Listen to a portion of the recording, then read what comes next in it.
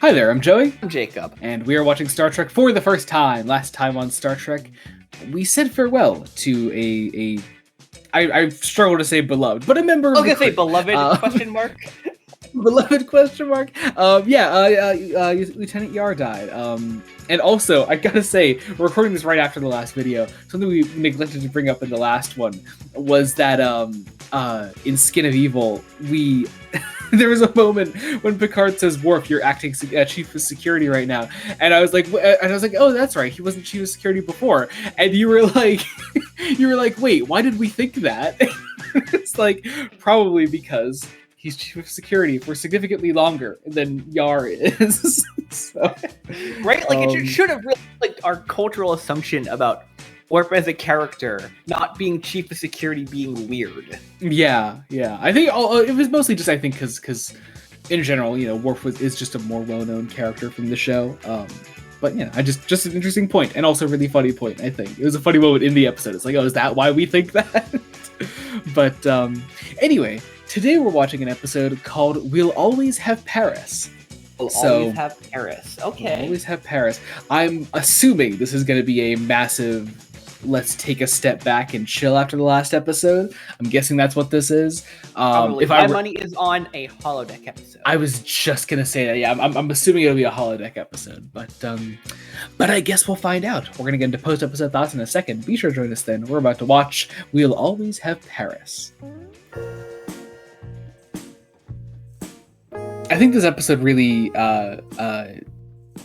exemplifies kind of my weird love-hate relationship with the first season of this show.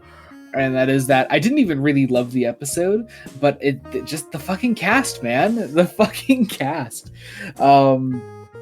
Patrick Stewart just being the utterly charming human that he is, stealing every scene he's in, being amazing. And all the while, it's just kind of an okay-ish let's find a cure plot.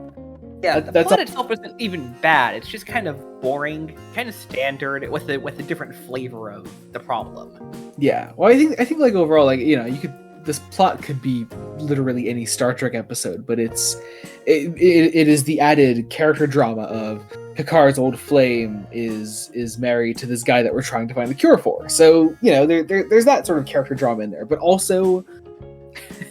Here's the thing. The problem is actually that our characters are responsible adults. So Picard, this whole time, isn't jealous of this guy at all. So there's no actual character drama there to latch on to, I think. There's no drama. Yeah. Everyone around him is acting like there is drama. Yeah. It's like Picard's the most chill dude about this. He's just like, oh yes, there's my first love.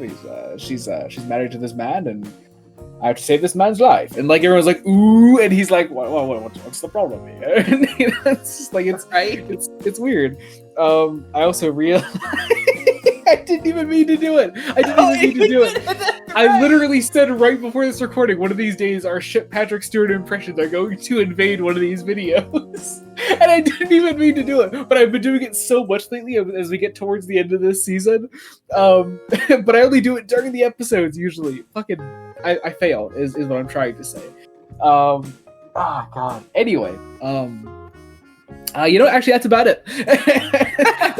that's all the episode is, actually. Nope, that's it. I kind of like the time loop thing early on. That was kind of cool. Time loop thing is cool. A couple times they do it are neat, where they show how it's happening. Mm-hmm. I like the fencing scene early on. Fencing scene was good. I actually quite liked. I thought it was a really fun visual for the 3 Datas.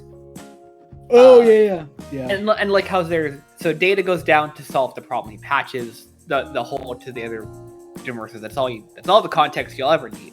Yeah. There's now 3 Datas, and only one of them is timed and phase right. Mm-hmm.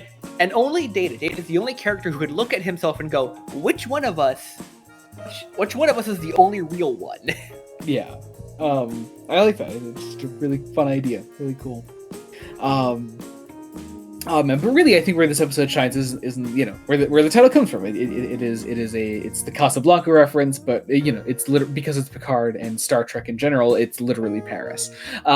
So future Paris, of course, or rather, I guess by the relative time of the show, past Paris, because it's 22 years ago. But whatever. Still future Paris because there's flying cars in the background. I kind of loved the idea of the young Janice in the holodeck that Picard was talking to, that didn't recognize him. I guess because obviously 22 years of age, whatever. But also, it does make me kind of wonder how different young Picard looked. So I don't know. It was weird. Not weird, but just more funny than anything. Also, heavily implies, I think, that young Picard had a French accent himself. So that's what I would assume, at least. I mean, it's honestly a pretty fair assumption to assume that if he's from Paris, which is reasonable, Mm-hmm. Yeah. Or just somewhere in future France. Somewhere in future France. It's reasonable to assume that he probably had some kind of French accent that would have just got lost over 2 decades. Yeah. Because obviously we see the same with Janice when we see Janice in the present day, because we see her in the holodeck. Because that was the implication, right? That was the young Janice there. That's definitely it. Because he told the holodeck as it was. Meaning it would have also had her as a matter of public record there. Yeah. So when when we see present day Janice, she doesn't have the accent anymore. It's just a cool little touch, and I don't know. I do wonder if the show is so long, and there's a whole ass spin-off show about Jean-Luc Picard eventually. So I do wonder if we'll ever see a young Picard someday. I think it's very possible, but who knows? I'd be very curious to see that someday in the show, or just some Star Trek show. Who knows? But I think that's literally it. Also, I did love the last scene. The last scene between Picard and Janice, I thought was just phenomenal. I think a lot of that just is Patrick Stewart's charm. He plays that so fucking well. It's that he's a very charming human in general, and in an episode that's kind of just okay, when he wants to sell a scene, he can really do it. Yeah, totally. But I think that about does it.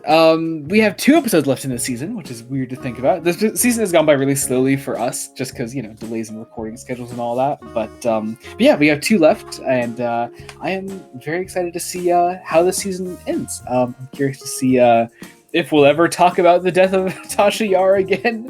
I would like us to, but I don't know. I guess we'll find out. So be sure to join us next time when we continue Star Trek The Next Generation. Until then, this has been Joey Morgan. I'm Jacob. Goodbye.